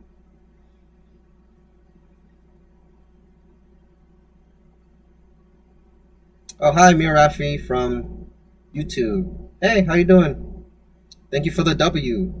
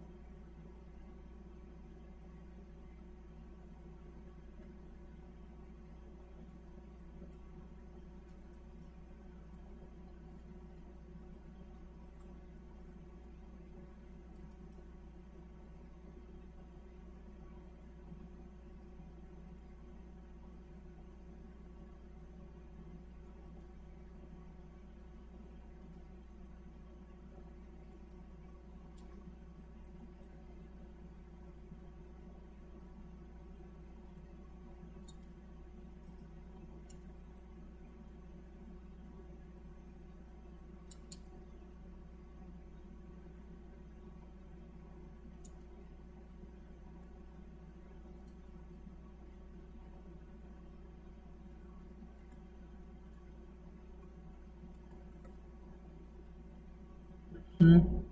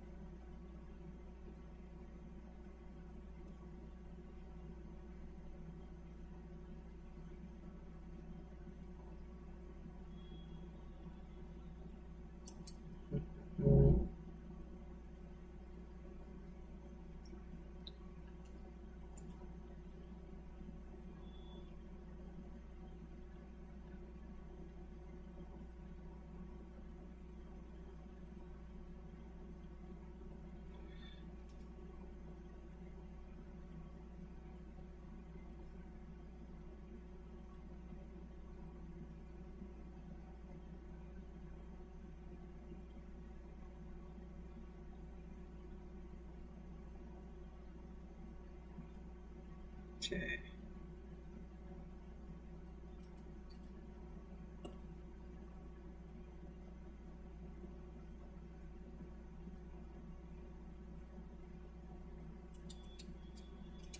Yeah, we'll make use heels on both, right?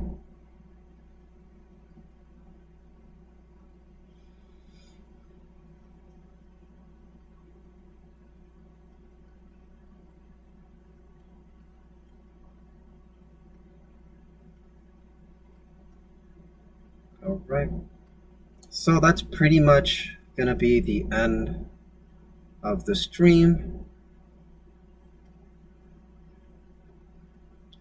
Uh, so as I said earlier, this was actually the last drawing session. I've pretty much completed my, almost a year of training quota. So I've been practicing for almost a year, with the exception of 1 month. And yeah, it's been a pretty fun and fruitful experience. But this will be the last practice stream whoops, that I'm going to be making. So thank you so much for tuning in, guys. It's not going to be the last stream I ever make on YouTube, but at least for now, I'm going to take a break for the rest of the year.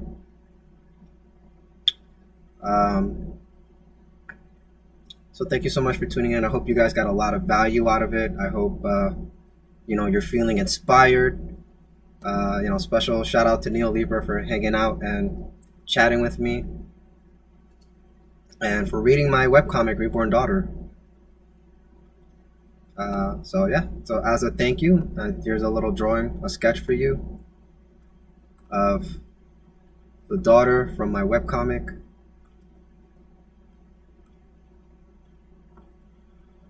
Giving you guys a special goodbye. But yes, I will be working on my webcomic Reborn Daughter, which you can read on Webtoon Canvas. I will be working on that primarily. If I make any kind of artwork, you can check me out on Instagram, TaroTiffYao, or on Twitter/X. For any updates on and any new illustrations. If I do make a new illustration, I will make a YouTube short about it, and it would be just a recording of the process.